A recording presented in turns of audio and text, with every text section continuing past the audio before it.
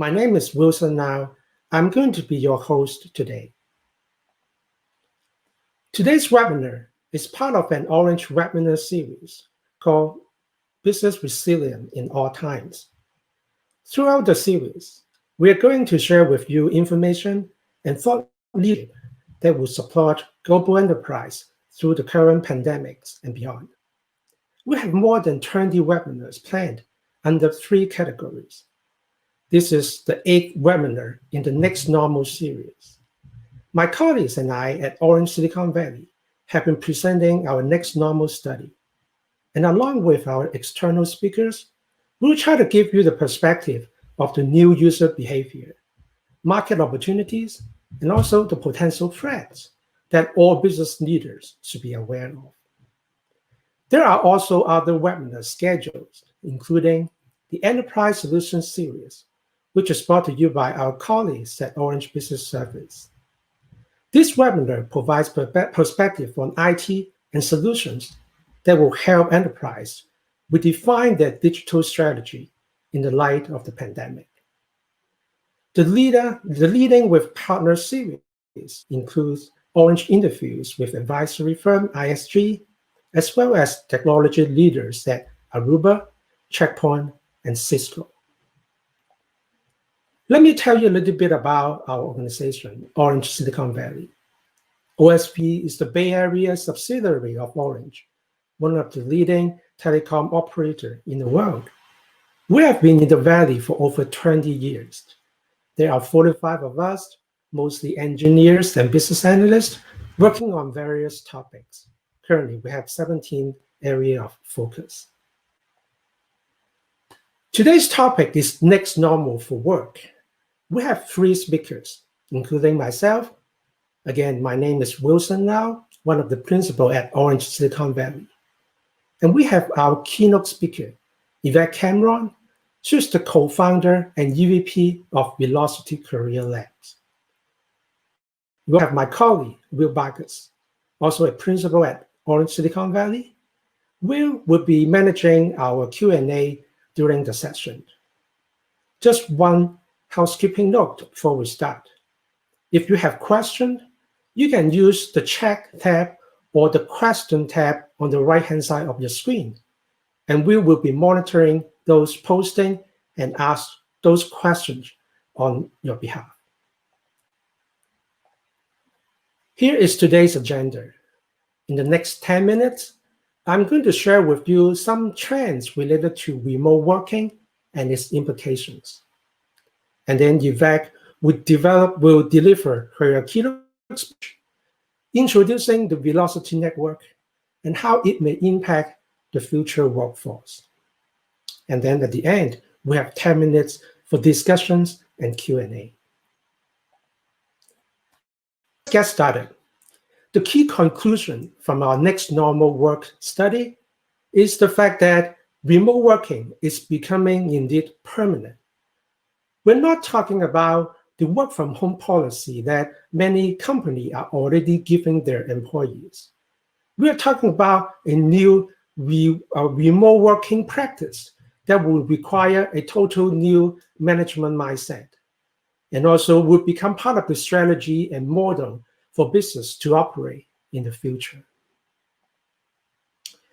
One of the leading companies driving the development of remote working movement is Facebook. CEO Mark Zuckerberg made the announcement about 2 months ago that Facebook will be embracing remote working permanently, and he expects 50% of Facebook employees could be working remotely over the next 5 to 10 years. And here are some of the key takeaways from their announcement.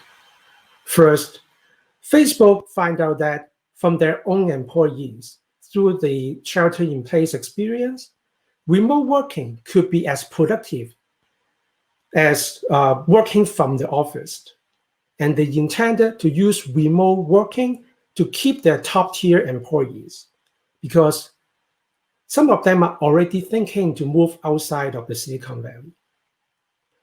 Facebook will also want to accelerate the development of their collaboration solution built on top of the AR/VR technology, because They want to use this as their testing platform for their new solution. Related to the salary, Facebook want to set employee salary based on the local market where the employees lived. So for example, if an engineer in Silicon Valley wants to move to another state or countries, he or she may have to take a pay cut to do that. And also finally, Facebook would like to opt for the fully remote model, not the hybrid model. They don't want to provide flexibility for their employees, and they will not maintain the permanent workspace for those employees who want to become the remote workers. Remote working is not just for Facebook or for high-tech company, it's for all kinds of business as well. Gartner did a survey with many of the corporate HR leaders and find out that 41% of the employee may be likely to be working remotely in some capacity post-COVID-19. Many of the CFO have already committed their budget next year for remote working. 74% of the CFO said they intended to shift at least 5% of the employee to become a remote worker. Businesses are doing this for good reasons, not just for the safety of the employees, but also for their own benefits as well. 85% of the business confirmed that productivity increased because of the greater flexibility. I would like to get into more details and talk about some of the new opportunity evolved because of remote working. Businesses need to basically change their talent strategy practice, talent sourcing practice in order to take full advantage of the remote working. Remote working basically allows companies to source candidates anywhere in the world. That actually significantly expand the talent pool that they could have access to. Many of the company or the internet basically changed the landscape of the labor market.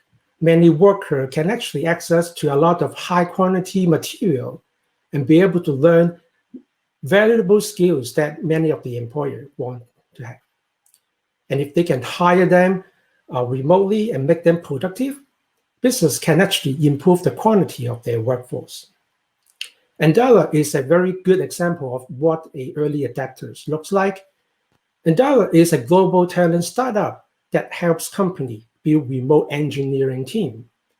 They are focusing on identifying talent from non-traditional background. They're mainly sourcing candidates from the Africa continent. Out of the 200,000 applications they receive, they will only hire the top 2%. They will also help their corporate clients to integrate their new hires into the workforce.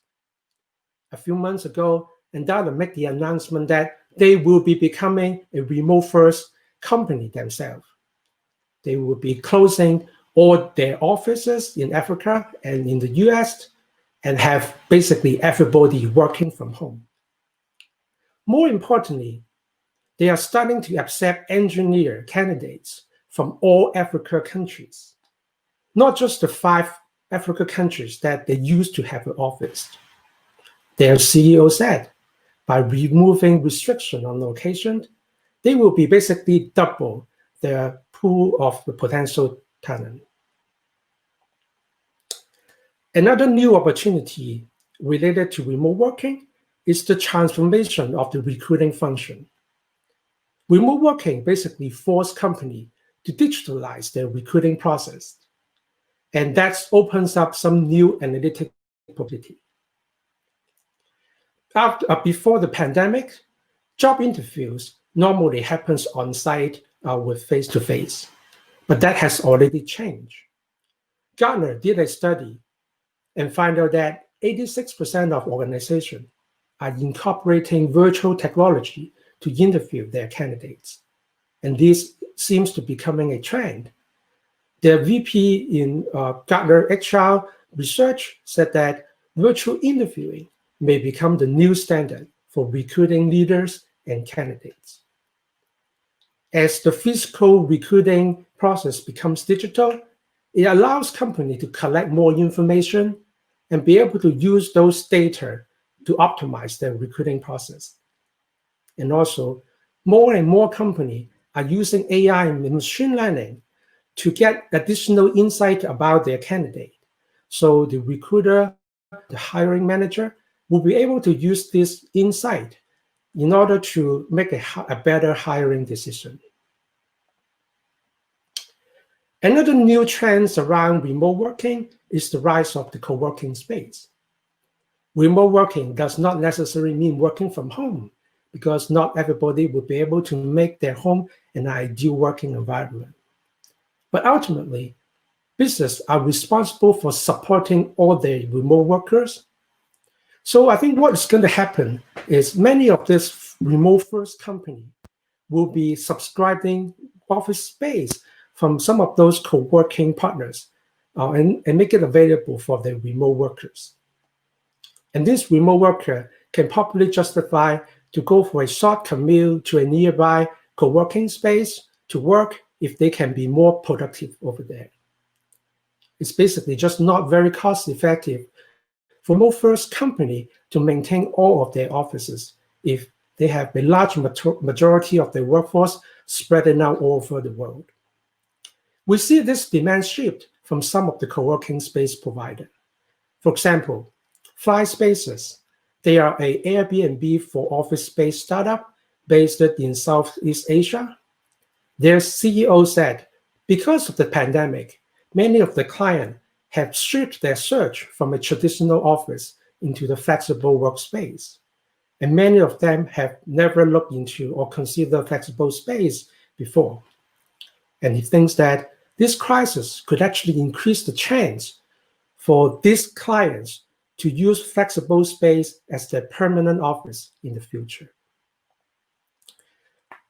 Another trend related to remote working is teleoperations. Teleoperations is the technology that allows machine or robot to be controlled remotely.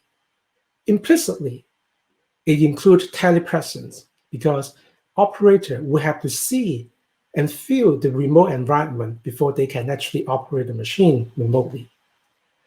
Some of the industry blue-collar workers, such as the truck driver or mining operator, their work are mostly bounded by the physical location today. So it's quite challenging to actually convert that into a remote worker. I think teleoperation is the solution, but it depends on some of the evolving technology today. It probably requires 5G, the high bandwidth and low latency in order to transmit the high stream video of the environment, and then use AR, VR, and mixed reality in order to stage all this video together and to render a realistic and immersive scene for the operator to see and to operate the machine. I think the teleoperation could become reality very soon. The startup Untitled, they are an autonomous truck startup based in Sweden. They are rolling out their commercial truck services right now, and they're actively hiring remote truck drivers because the trucks that they develop do not actually have a driver's seat. So it will be totally depending on the remote driver to operate in them, especially when they are not in the autonomous driving mode. Right now, I would like to make the transition to our keynote speech and would like to introduce our keynote speaker, Yvette Cameron. Yvette is a co-founder and EVP of Velocity Career Labs, the innovative technology organization behind Velocity Network Foundation. The Velocity Network Foundation is an industry consortium that is reinventing how career records are shared across the global labor market through the development of the open, trust, and self-serving professional profiles powered by blockchain technology. Yvette has spent over 20 years in HCM technology space and most recently as SVP Global Strategy at SAP SuccessFactors, and also serving as an HCM industry analyst for Gartner and others. She's an international speaker on innovations on HCM and the future of work, and holds a BA degree in mathematics and applied statistics. Without further ado, I would like to pass the stage to Yvette.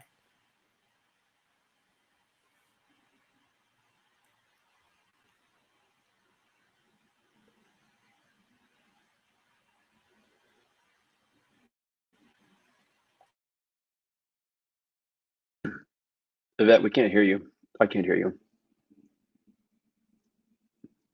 Wilson, can you hear? Okay, how about now? There we go. Yeah, great.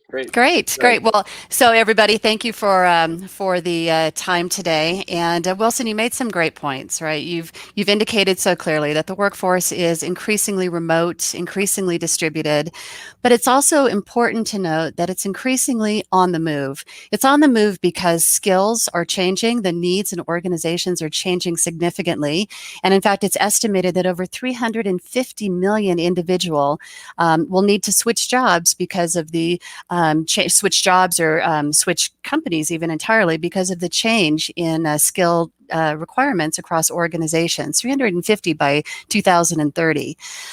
They're also on the move due in part to the rise of things like freelance work. Back in 2017, it was estimated we had about 57 million freelance workers here in the United States. Through 2019, went up by another 10 million to 67 million. And now, due to the impact of COVID, I would venture that there's a significantly large increase in that number. But it's not just freelance work. It's the fact that people are adopting more portfolio careers as well. This idea that they will work multiple jobs, not just one. Again, COVID has kind of changed the landscape a little bit, but the mindset has very much been about acquiring skills and abilities and having shorter tenure at organizations. So people, as they are moving from job to job, whether it's due to required skills changes and having to change or due to their own demand, there's a lot of movement in the market. Now, of course, again, with the impact of COVID, we're seeing a very, very high number of jobless individuals, certainly across the globe.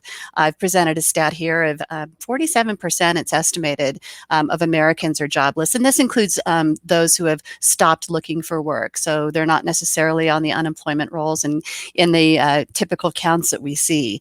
And it's also estimated that almost $8.5 trillion in value is being left on the table, unearned revenues due again to the skill shortages and organizations unable to meet their needs. The point of this is to say, skills are incredibly important. And as individuals, whether you are working remotely, you're part of a distributed team, or perhaps you're back to work in a physical location, your career is based upon your ability to meet the needs of your organization and anticipate and grow with those organizations and make yourself marketable in the workforce. And so there is definitely a strong focus on continuous lifelong learning. Wilson, you mentioned that remote work and distance distributed work requires a new mindset within the management organization, but it also requires a new mindset for individuals. This focus on lifelong learning and keeping your skills up to date. But the question I have is that with all of this skills development that is happening, because we're seeing quite an increase in the use of online learning to improve skills, to move into new opportunities and adjacent industries, the question is, are people getting to work faster than they were before? We've had a tremendous amount of investment in technology in the HCM tech space. Recruiting processes are becoming much more automated. We're investing billions of dollars in artificial intelligence to make better matching decisions between candidates and our job opportunities. But the fact is, people are not getting to work faster. A couple of quick examples. Think about the truck driver. It's very common when a truck driver drops off a load, they look to pick up another, they have to prove that they have the credentials to carry that load and take it to the next haul. And that process of validating their credentials, the licensure, the certification to haul that particular load, etc., that can take 4 or 5 days or even longer. And during that time, the trucker isn't earning income. The supply chain is held up while that verification is happening. And it's a lost revenue opportunity for both the supply and the demand side of that particular industry. Healthcare workers, workers. We have such a tremendous need now, again, especially highlighted by what's happening with the global pandemic. And as a healthcare worker applies to work in a hospital or an acute or long-term care environment, they have to show evidence that they have met immunization requirements, that they have met their various certifications. And again, that process of validating the credentials of the healthcare worker can take days to over a week. Meanwhile, patients aren't getting the care they need. The healthcare worker isn't getting their pay, and the hospital remains understaffed. So this is a real challenge. Despite billions of dollars of investment, we are not getting people to work faster. And even though remote work means that we are doing video interviews and trying to speed that up, the entire process is bogged down. And it's quite a challenge for the global labor market as a whole. What we are seeing is that there is a need for individuals to be able to demonstrate their credentials, their ability to work, their proof of certifications and licensure, their proof of skills and experience in a much faster way. And the most prominent trend that we're seeing is the rise of the concept of digital identity. And that's driven by many different reasons, from consumers and from the business side. I've given a couple of examples here on this slide. The idea that 61% of users don't trust the other party in peer-to-peer transactions. This is in the consumer world. This is in the employment world. That data inherently can't be trusted, and the identity of people is often not able to be trusted in an online environment. And so there are a lot of initiatives around how do we improve that identity validation in this increasingly online world. Other evidence of lack of trust of data in our online environment: 40% of surveyed individuals in a survey several years back indicated that they had deleted at least one social media account because they didn't like the way their data was being used. 84% of employers say that they have found misrepresentations on resumes and CVs, an inherent lack of trust in the process in how we are exchanging information and background with people. 73% of individuals in a survey that was run a couple of years ago of over 10,000 individuals said that they want to own their data, their work-related data, when they leave their employer, and they want to take it with them. Now, part of that was driven by regulations such as GDPR out of the European Union and the right to have and manage your data, but also it's about a growing need for individuals, a growing desire for individuals to be able to own and manage their career credentials. That ability is essentially the currency for their future careers. And increasingly, individuals are saying, we don't want to be at the mercy of organizations and their timelines to get information, to get validation of our past experiences, our training, our volunteer work, our skills, and our credentials. We want to own that information in a way that it's trusted, and we can take it forward and get to work faster. So imagine in this environment, this mindset, and this growing lack of trust on digital identities. Are we really dealing with the right people? The need to get information on our histories from various sources, and the challenges we have today in accessing that. Imagine instead a world where all of our verifiable credentials were a standard part of the worker profile in systems of our employers, part of our standard worker profile that we carried with us essentially on our mobile phones. Just like we carry a digital wallet for paying, imagine a digital wallet for your career profile. Imagine a world where all of your information across your experiences as a student, as a contingent worker, as an employee, etc., were all converged and consolidated into one comprehensive, robust view of who you are as an individual and your capabilities and what you bring into the market of employment.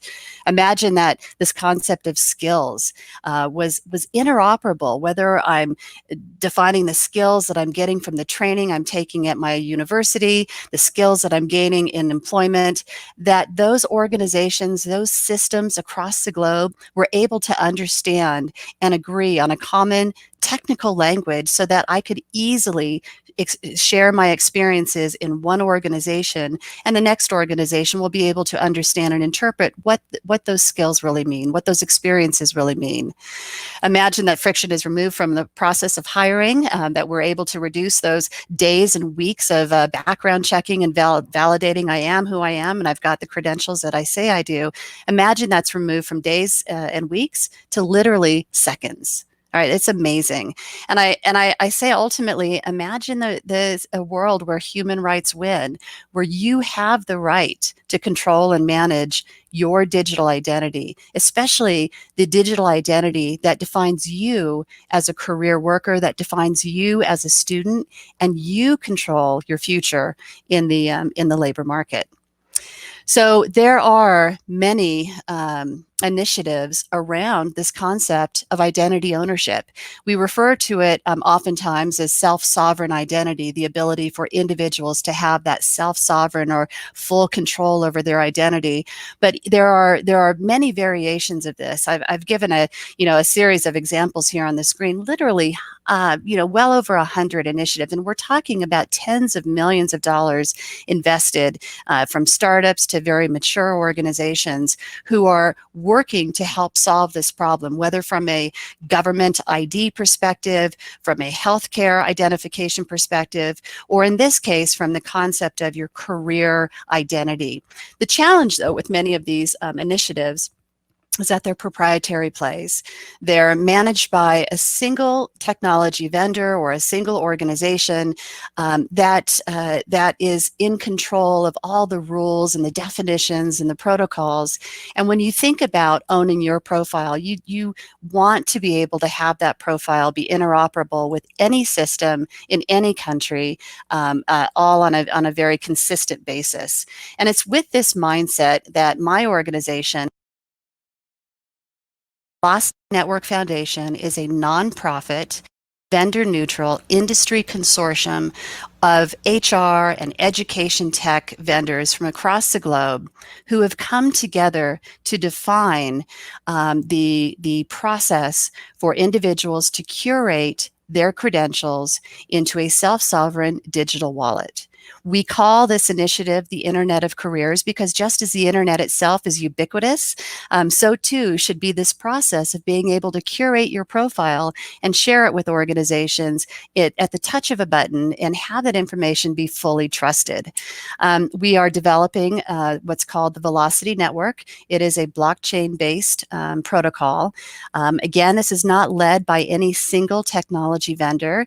It is a vendor-neutral global initiative to ensure that we've got essentially the electrical grid that is going to power the exchange of career credentials in a very trusted and secure way so that individuals can curate on their mobile devices their comprehensive profile and then pick and choose who they're sharing it with in the future.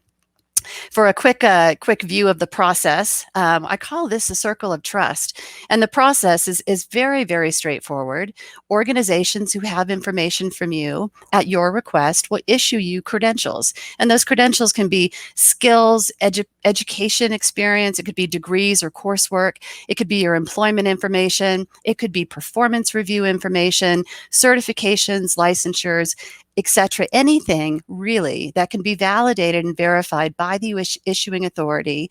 As you make those requests, they transfer that information into your mobile device. And at the same time, they are anchoring evidence that they have issued this information to you on the blockchain so that down the line in the future, as you look to exchange your credentials, to apply for a new job at the click of a button and propose your verified credentials, those receiving organizations are able to see that it's come through this trusted network. With the click of a button, they can validate that the source that issued them was indeed who they say they were, that the credentials haven't been modified or tampered with, that they haven't been revoked or expired. It's a completely digital process, all using the power of blockchain and self-sovereign identity.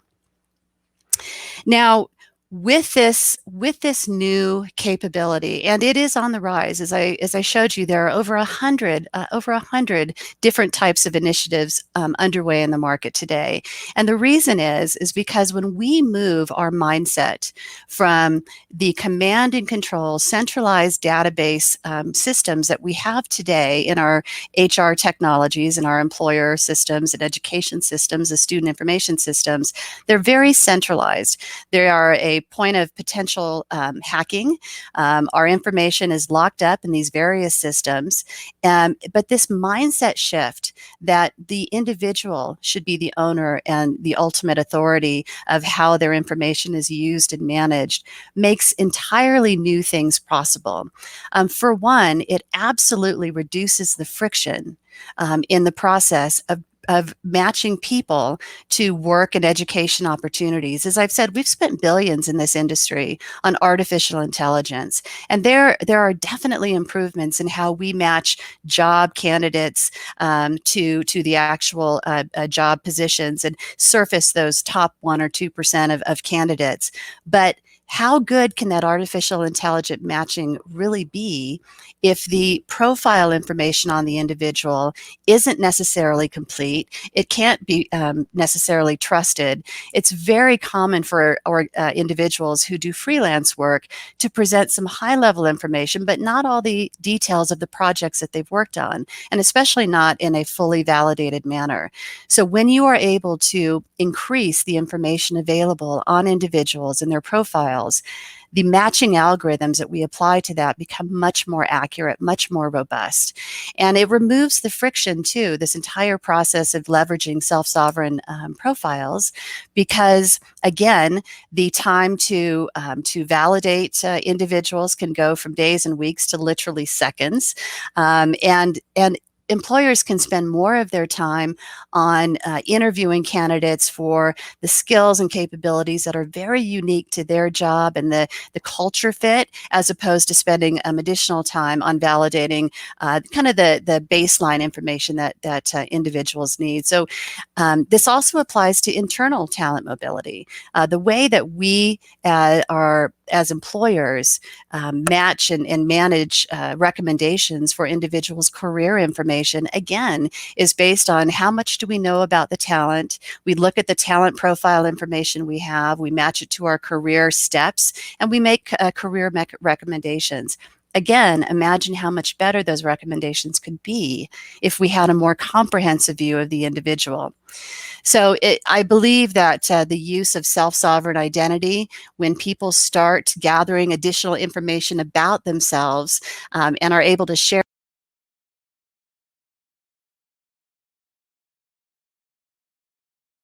Yvette, we just lost your audio.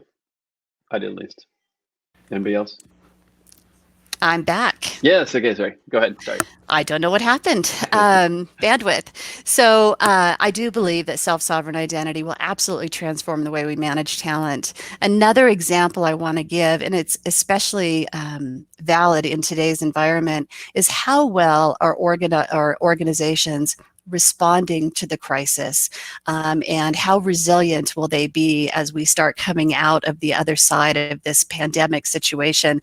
Again, this is not a unique need. The ability to be dynamic and responsive has been there for organizations all along, but this particular period here has really highlighted the importance of understanding what talent are you keeping in your organization when you have to make cuts due to the significant losses, resulting from this pandemic. How do you know that you're keeping the right resources?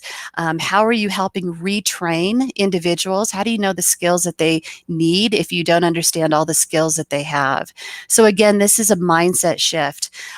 Put more responsibility into the hands of individuals, enable individuals to demonstrate and surface to you as they've curated their individual profiles what their new skills are, what their capabilities are, and ensure as an organization that you're making the right staffing decisions throughout the entire talent lifecycle. It's a challenge that organizations, probably one of the top challenges, is just understanding who they have.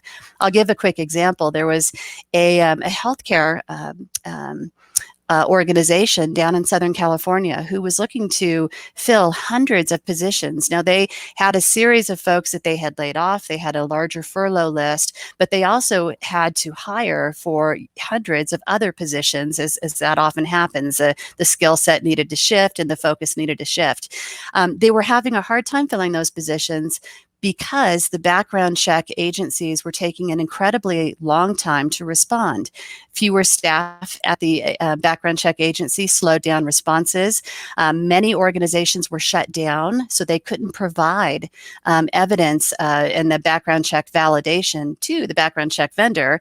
Again, because COVID, the situation had literally shut those organizations down. So here we are, a healthcare institution looking to fill jobs, taking days and weeks to even get responses on those backgrounds. What they did is they created a skills database. They had everybody go in and literally type in what was the equivalent of an Excel spreadsheet. What are all the skills and experiences you've had? Because their profile in their HCM on their existing workforce was pretty sparse, as is the case in most organizations. After having individuals go in and type in additional information about their skills and experience, they were able to fill almost 100% of those open jobs from the workforce they already had in their system. They were able to reallocate people, bring people back from furlough. It's a huge success job. Now, that was a very manual process. Imagine an environment where all of my skills are located on my digital my mobile device.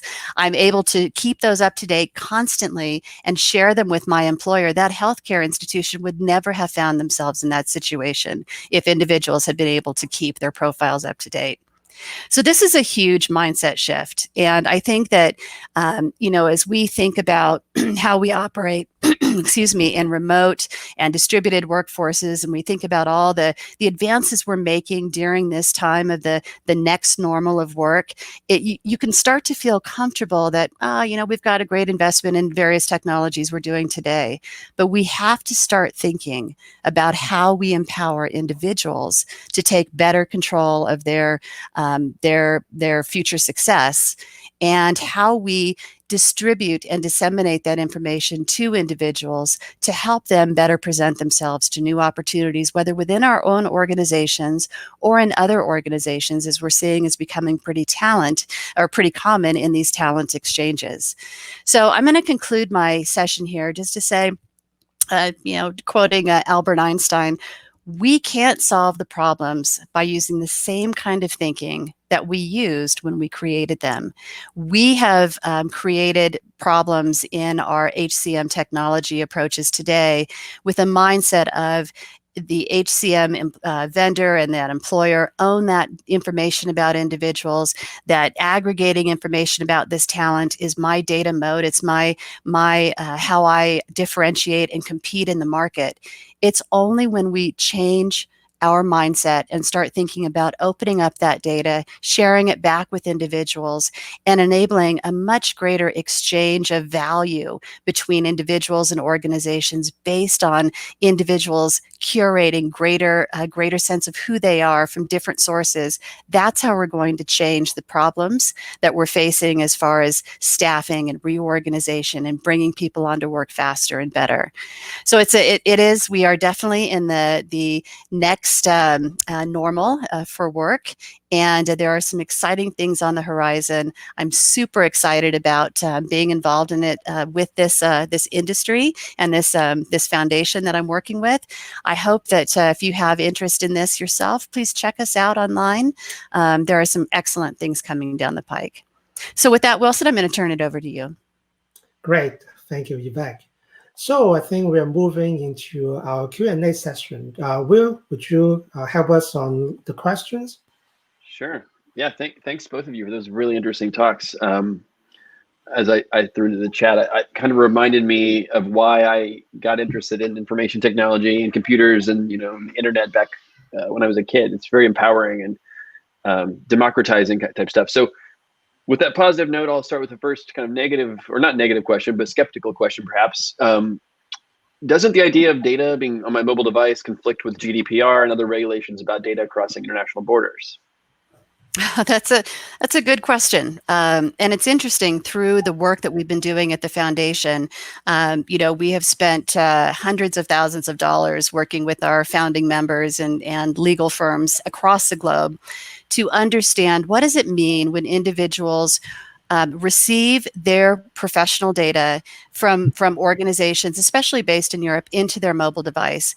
And what we have found is that when that information is transferred to an individual's mobile device, our feedback is that it becomes what they call personal data, and household. It falls under a household exemption. So once it's on your mobile device, you have full control over it.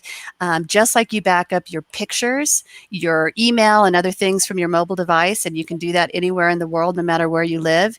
The data, your credentials, once here, become part of that household exemption. And so as you back up this information, you can take it from Europe and use it in the United States. So it's a really interesting thing. Now, I'm not providing legal advice, but those are the guidelines that we're acting under. And of course, we're going to continue monitoring this. But it was an interesting loophole.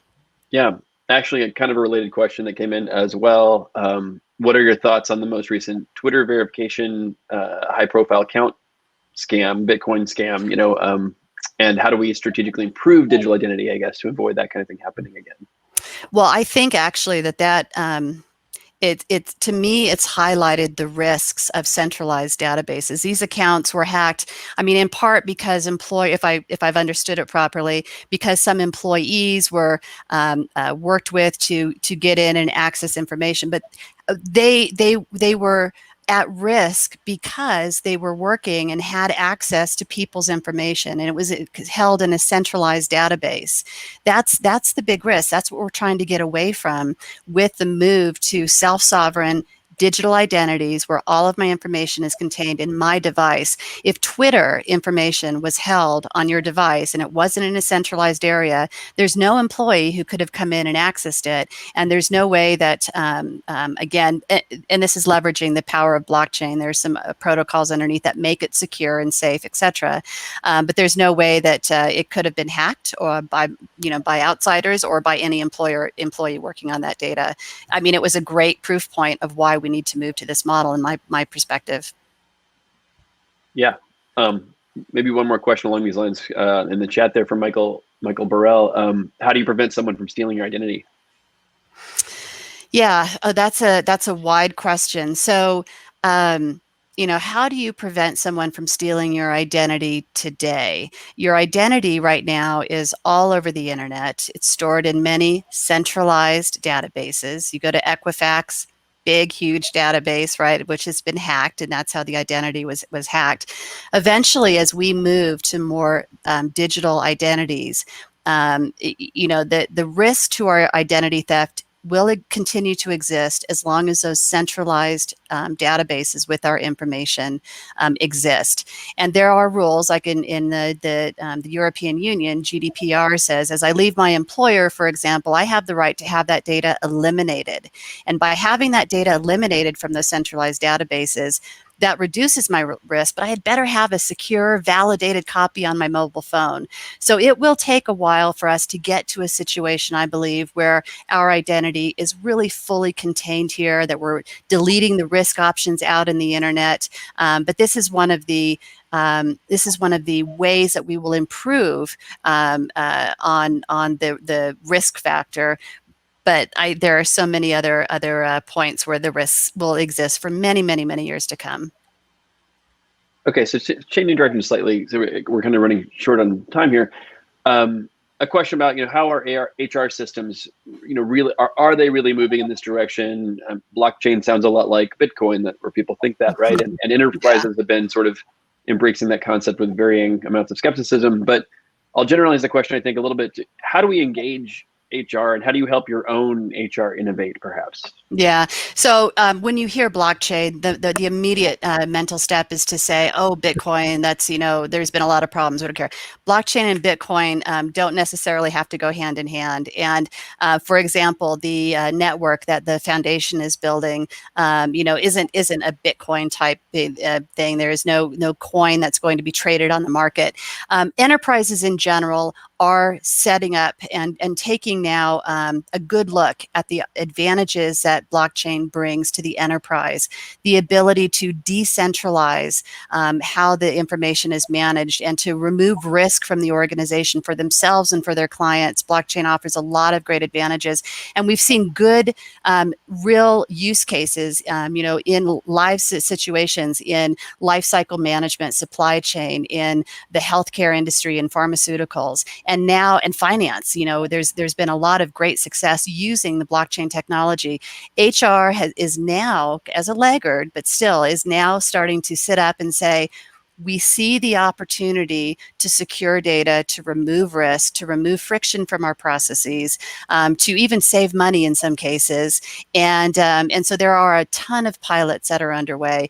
Within our own foundation, we have pilots that span 10 and more organizations who are working together to show real life examples of how this is going to manifest. So I think we're just a year away or so from seeing this in practice in a big way within the HCM industry. Super excited, but please don't think that blockchain equals Bitcoin. It's not the case. Wilson, let me throw that question your way a little before and hand the mic back to you, because I think we're at time for Q&A. How do you think how do you help HR innovate in big corporations? Like, do you see any tricks, tips, etc.? Oh, it's the question for me? Yeah. How do you think HR can innovate, or how do you when you work with Orange HR or other organizations? Because I know we work with a lot of other partners. Digital transformation and innovation, these go hand in hand. You have any thoughts on that?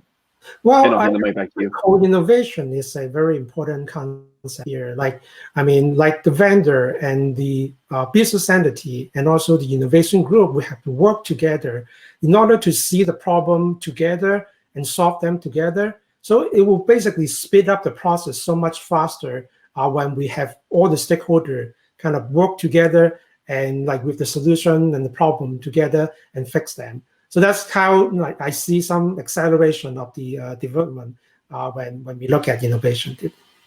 Yeah. And I'm just going to add to that, Wilson, that when HR reaches out to their technology vendors, when they're asking, what are you doing about this trend? What are your plans? How do we get involved? That and getting educated on the topic themselves, that's how I see HR really taking this opportunity forward. They have to work very closely with their many technology vendors and understand how to partner and move forward. Cool. All right. I think that's all the time we have for Q&A. Go ahead, Wilson. All right. Hand it back to you. Sure. So thank you for all the interesting discussions. So let me recap what we covered today. I think there are two major key takeaways. First, remote working is becoming permanent, and there are a lot of new opportunity created because of company making the transition to become a remote-first company. And also, we learned a little bit about Velocity Network. We know individuals can actually take control of their career data, and the employer will be able to verify those information very quickly with the permission of the individuals. So I hope that the information that we provide is very useful for you. And before we end the webinar, I'd like to briefly mention about our corporate co-innovation program, the X-Force program. If you're interested in Silicon Valley trends or want to invest or partner with startup, we want you to be one of our members. So you can contact my colleagues, David or Ellen Kron at Orange Business Service to find out more. And finally, I would like to thank our keynote speaker to basically share with us her insight. And also thank you, every one of you attending our webinar. So I wish everybody good luck and looking forward to seeing you in our next webinar. Goodbye.